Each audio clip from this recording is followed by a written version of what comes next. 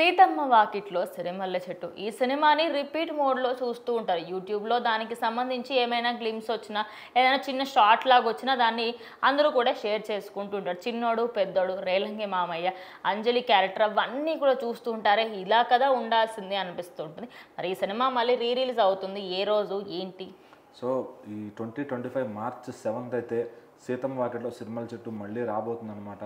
దగ్గర దగ్గర 12 సంవత్సరాలు అయిపోతుంది ఈ సినిమా రిలీజ్ అయ్యి. సో మళ్ళీ ఎప్పుడా స్క్రీన్ మీద విజిట్ చేస్తామని చెప్పి చాలామంది ఈ జనరేషన్ కిడ్స్ అందరూ కూడా అది చూడాలని చెప్పి చాలా ఆనందపడుతున్నారు అనమాట. ఎందుకంటే ఆ సినిమాలో అందులో చెప్పే ఒక వాల్యూ, లైఫ్ ఎథిక్స్ కానీ, వే ఆఫ్ లైఫ్ కానీ అంతా కూడా చాలా బాగా ప్రజెంట్ చేస్తారు.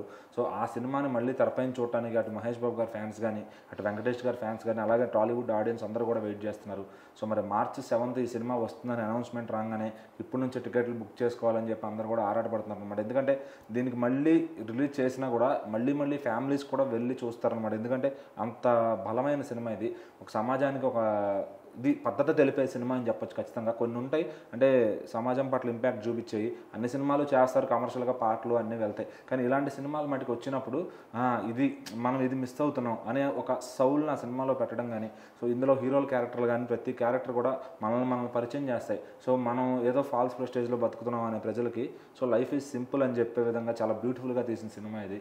సో మరి ఇందులో సాంగ్స్ కానీ ప్రతి సన్నివేశం కానీ అందరికీ వెళ్తే ఎదురు కూడా డబ్బింగ్ చెప్పే అంతమంది ఆడియన్స్ ఉన్నారు ఈ సినిమాకి. సో ఇంకా మహేష్ బాబు గారి పర్ఫార్మెన్స్ ఎనర్జీ కానీ, వెంకటేష్ గారి ఎమోషనల్ యాక్టింగ్ కానీ, సో వాళ్ళ హీరోయిన్లతో వాళ్ళ కెమిస్ట్రీ కానీ ప్రతి ఓవరాల్గా ఈ టోటల్ సినిమా అప్పట్లో ఎంత అద్భుత విజయం సాధించిందో మళ్ళీ ఇప్పుడు రిలీజ్ అయితే, ఎందుకంటే మహేష్ బాబు గారి ఫ్యాన్స్కి ఇంకా ఆప్షన్ లేదనమాట. రాజమౌళి గారితో సినిమా వచ్చే వరకు ఖచ్చితంగా ఇంకా రిలీజ్లే గతి ఏదంటే